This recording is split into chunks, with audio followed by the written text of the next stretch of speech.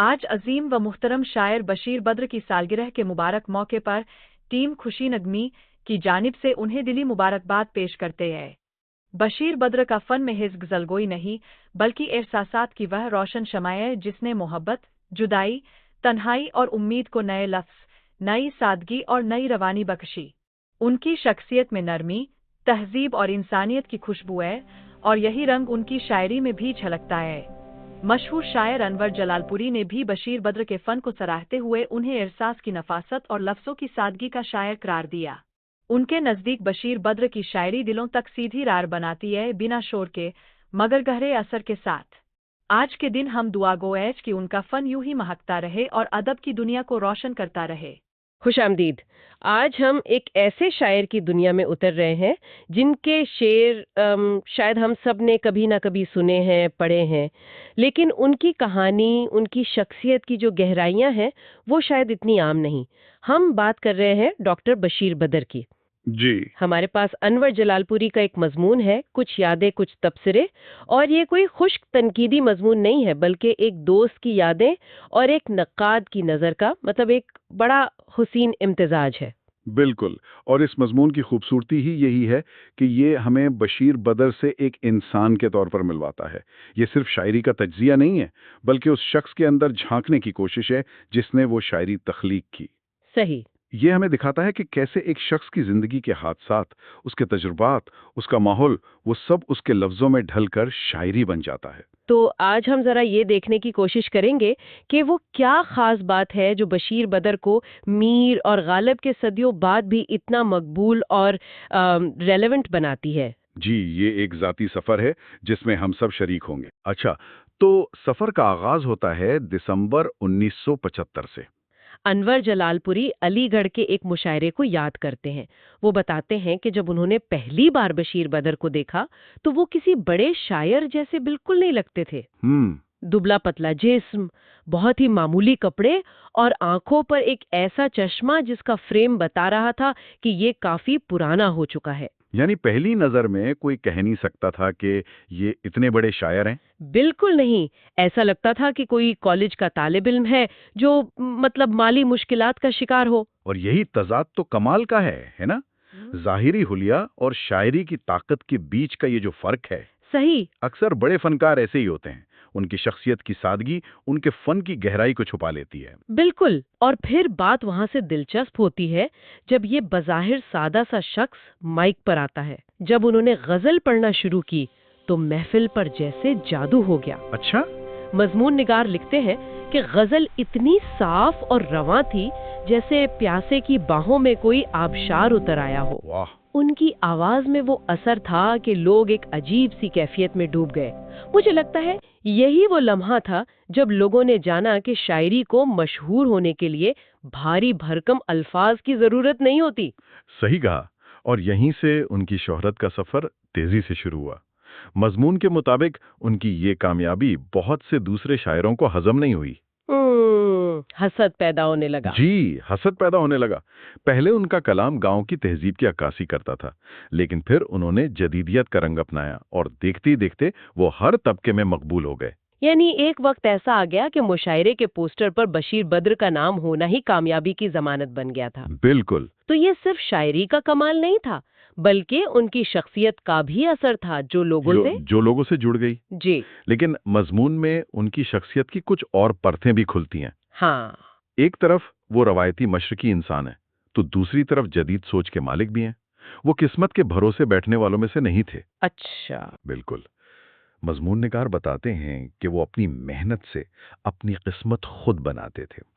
ان کی زندگی آسان نہیں تھی، بہت مشکلات دیکھیں، لیکن ان کی شاعری میں کہیں بھی شکوہ یا شکایت نظر نہیں آتی۔ یہ بڑی دلچسپ بات ہے، وہ اپنے دکھوں کا رونا نہیں روتے۔ وہ اپنے ذاتی غم کو ایک آفاقی انسانی تجربے میں بدل دیتے ہیں۔ ان کی شعر پڑھ کر لگتا ہے کہ یہ صرف ان کا نہیں بلکہ ہر انسان کا دکھ ہے۔ اور اس کی سب سے بڑی مثال میرٹھ کے فسادات کا وہ واقعہ ہے جہاں ان کا گھر جلا دیا گیا۔ صرف گھر نہیں، ان کی پوری زندگی کی کمائی، ان کی کتابیں، ڈگریاں، ایوارڈز اور سب سے بڑھ کر ان کی شاعری کے مسودے، سب کچھ راکھ ہو گیا۔ सोच कर ही खौफ आता है। जी, ये किसी भी लिखने वाले के लिए कयामत से कम नहीं। लेकिन यहाँ बशीर बद्र का किरदार सामने आता है।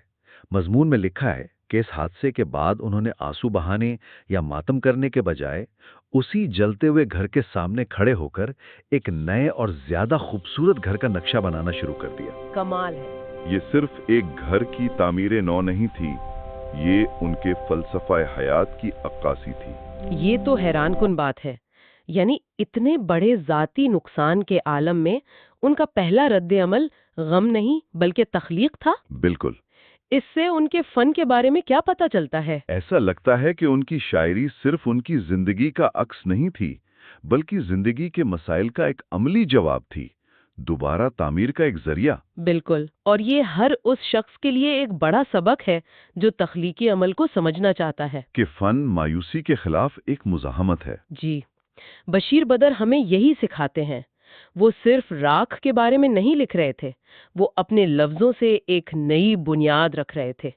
इसीलिए जब वो जाती सान्हे को उम्मीद के आफाकी पैगाम में बदल देते हैं तो वो शायरी हर दिल में उतर जाती है। और शायद यही वजह है कि उनकी शायरी में दुश्मनी का तसव्वुर भी आर्जी है।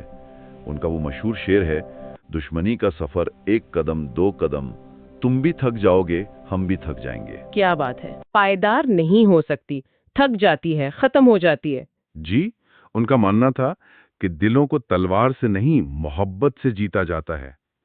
वो इंसानियत पर यकीन रखते थे और उनकी शायरी इसी यकीन का इजहार है। अच्छा, हमने उनकी जिंदगी के नशेबो फराज की बात की। मैं ये सोच रही थी कि इस सब का उनकी शायरी के उस्लूब पर क्या असर पड़ा। आखिर उनकी शायरी इतनी मकबूल क्यों हुई? क्या वजह सिर्फ ये थी कि वो आसान जबान इस्तेमाल करते थे? देखिए, ये एक बहुत अहम सवाल है। जबान की सादगी यकीनन एक बड़ी वजह थी। वो जानते थे कि वो आवाम के लिए लिख रहे हैं, इसलिए वो ऐसी जबान इस्तेमाल करते थे जो सीधी दिल में उतर जाए। वो मुश्किल इस्तारे और तशबीहात से गुरेज करते थे। लेकिन बात सिर्फ इतनी नहीं है। तो क्या ये सिर्फ आवाम तक पहुंचने की एक हिकमत अमली थी, या इसके पीछे कोई गहरा फनी फलसफा भी था कि उन्होंने गालिब और इकबाल जैसे असातिज़ा का पेचीदा अंदाज क्यों नहीं अपनाया? मेरे ख्याल में ये दोनों चीजें थीं। एक तरफ तो ये शायरी को सबके लिए आम करने की एक कोशिश थी, जिसे आप एक जमहूरी कदम कह सकते हैं। लेकिन दूसरी तरफ ये जदीदियत का एक बयान भी था। वो समझते थे कि 20वीं सदी के इंसान के मसाइल और एहसासात मुख्तलिफ हैं। उसे ऐसी ज़बान की ज़रूरत थी जो उसकी फौरी परेशानियों, उसके छोटे छोटे दुखों और खुशियों की बात करे। अच्छा, गालिब की तखलीद ना करके दरअसल वो उन्हें सबसे बड़ी खिराज तहसीन पेश कर रहे थे, यानी अपने दौर के लिए कुछ नया तख्लीक करके, बिल्कुल वैसे ही जैसे गालिब ने अपने दौर के लिए किया था। वाह, ये तो बहुत दिलचस्प नुक्ता है। इसका मतलब है कि उन्होंने रिवायत से बगावत नहीं की, बल्कि रिवायत को आगे बढ़ाया, उसे एक नई शक्ल दी। क्या ये कहना दुरुस्त होगा? ये बेहतरीन तरीका है इसे बयान करने का।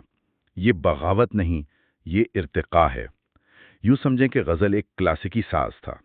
बशीर बदर ने उस साज को फेंका नहीं, बल्कि उस पर जदीद दौर की मौसीकी बजाना सीख लिया। सही। उन्होंने पुरानी हैयत को नए मवाद से भर दिया।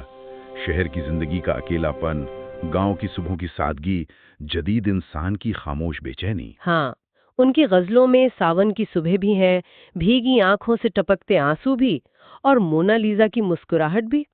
वो हर चीज में शायरी तलाश कर लेते थे। बिल्कुल। मजमून में एक जगह जिक्र है कि वो मीर, गालिब और इकबाल की अजमत के कायल थे, लेकिन उनके रास्ते पर नहीं चले, अपना रास्ता खुद बनाया। ये खुद-एतमादी कहाँ से आई? देखिए, ये खुद एतमादी जिंदगी के तजुर्बात से आती है। जब आपने इतने दुख झेले हों और फिर भी खड़े हों, तो आपको अपनी आवाज पर यकीन हो जाता है। वो जानते थे कि उनके पास कहने के लिए कुछ नया और मुनफरिद है। वो फितरत से सीखते थे, इंसानों से सीखते थे, और वही सच्चाई अपनी शायरी में बयान कर देते थे। उनका कमाल यही था कि उन्होंने गजल को सिर्फ इश्क व आशिकी या फलसफे तक महदूद नहीं रखा, बल्कि उसे जिंदगी की डायरी बना दिया। इसीलिए उनकी शायरी आज भी इतनी रेलेवेंट है। मजमून में उनकी मकबूलियत का जिक्र है, जो हिंदुस्तान से निकलकर यूरोप और अमेरिका तक पहुंची। उनके बारे में कहा गया कि वो अपनी इनफरादियत की वजह से जिंदा हैं। जी। जब तक जिंदगी में दुख और सुख है, उनकी आवाज भी जिंदा रहेगी। तो फिर सवाल ये उठता है कि उनका असल विरसा क्या है? میرے خیال میں مضمون کے مطابق ان کا اصل ورثہ انسانی نفسیات کی گہری سمجھ ہے۔ وہ جانتے تھے کہ انسان کی فطرت میں غصہ، نفرت اور غم چھپا ہے، لیکن وہ یہ بھی جانتے تھے کہ اسے محبت اور امید سے کیسے بچایا جا سکتا ہے۔ صحیح۔ ان کی شاعری ایک متوازن زندگی گزارنے کا راستہ دکھاتی ہے، اور آج کے دور میں جہاں ہر طرف پولرائزیشن اور نفرت ہے، ان کی شاعری ایک ٹھنڈی ہوا کے جھونکے کی طرح ہے۔ خاص طور پر جدید زندگی پر ان کی شاعری، وہ فلک بوز عمارتوں کی بات کرتے ہیں لیکن ان میں رہنے والے تنہا انسانوں کے دکھ کو بھی محسوس کرتے ہیں۔ جی بالکل۔ ان کا وہ شعر تو آج کے دور کے بہترین عکاسی ہے۔ کوئی ہاتھ بھی نہ ملائے گا جو گلے ملو گے تپاک سے، یہ نئے مزاج کا شہر ہے، ذرا فاصلے سے ملا کرو۔ بالکل۔ یہ شعر کرونا سے بہت پہلے لکھا گیا تھا، لیکن آج اس کے معنی اور بھی گہرے ہو گئے ہیں، ہے نا؟ یہی تو ان کی دور اندیشی کو ظاہر کرتا ہے۔ وہ صرف اپنے زمانے کے شاعر نہیں تھے، وہ آنے والے وقت کو بھی دیکھ سکتے تھے۔ وہ جدیدیت کے منفی اثرات سے واقف تھے۔ وہ جانتے تھے کہ جیسے جیسے شہر بڑے ہوں گے، انسانوں کے درمیان فاصلے بڑھتے جائیں گے۔ ان کا ورثہ یہی ہے کہ انہوں نے ہمیں ان تبدیلیوں سے خبردار کیا، لیکن نا امیدی کا درس نہیں دیا، بلکہ محبت اور تعلق کی اہمیت کو اجاگر کیا۔ ایک اور بات جو مضمون میں بتائی گئی ہے وہ یہ کہ انہوں نے کبھی اپنی شاعری کی تشہیر کے لیے پروپیگنڈا نہیں کیا۔ جی۔ ان کی شہرت ان کے کلام کی سادگی اور سچائی کی وجہ سے خود بخود پھیلی۔ وہ شہرت کے پیچھے نہیں بھاگے، شہرت ان کے پیچھے آئی۔ اور یہی بڑے فنکار کی نشانی ہے۔ ان کا کام خود بولتا ہے۔ انہوں نے غزل کو ایک ایسا لہجہ دیا جو ان سے پہلے کسی کا نہیں تھا۔ وہ اپنی ذات میں ایک انجمن تھے۔ ان کی شاعری زندگی سے جڑی ہوئی ہے، اور جب تک انسان کے احساسات، خیالات اور جذبات موجود ہیں، بشیر بدر کی آواز بھی ہمارے درمیان زندہ رہے گی۔ تو آج کی اس گفتگو سے جو تصویر ابھرتی ہے وہ یہ ہے کہ بشیر بدر صرف ایک شاعر نہیں بلکہ ایک مفکر، ایک فلسفی تھے، جنہوں نے زندگی کی کڑواہٹ کو اپنی شاعری کی مٹھاس میں بدل دیا۔ بالکل۔ ان کی شخصیت اور شاعری ایک دوسرے سے الگ نہیں ہے۔ انہوں نے ہمیں سکھایا کہ سادگی میں بھی گہرائی ہو سکتی ہے، اور عام سی باتوں میں بھی زندگی کا فلسفہ چھپا ہو سکتا ہے۔ بالکل۔ اور آخر میں سننے والوں کے لیے ایک سوچ چھوڑ کر جاتے ہیں جو اس مضمون کا نچوڑ بھی ہے۔ کیا ایک فنکار کے لیے یہ ضروری ہے کہ وہ اپنی زندگی کے سب سے بڑے دکھ اور صدمے کو اپنے فن میں براہ راست چیخ چیخ کر بیان نہ کرے؟ کیا اصل فنکاری یہ ہے کہ اس ذاتی سانحے کو ایک وسیع تر انسانی تجربے کا حصہ بنا کر پیش کیا جائے، جیسا کہ بشیر بدر نے میرٹھ میں اپنا سب کچھ کھو دینے کے بعد کیا؟ انہوں نے ذاتی المیے کو انسانیت کے لیے محبت اور امید کے ایک لازوال پیغام میں بدل دیا۔ اور شاید یہی ان کی عظمت کا سب سے بڑا راز ہے۔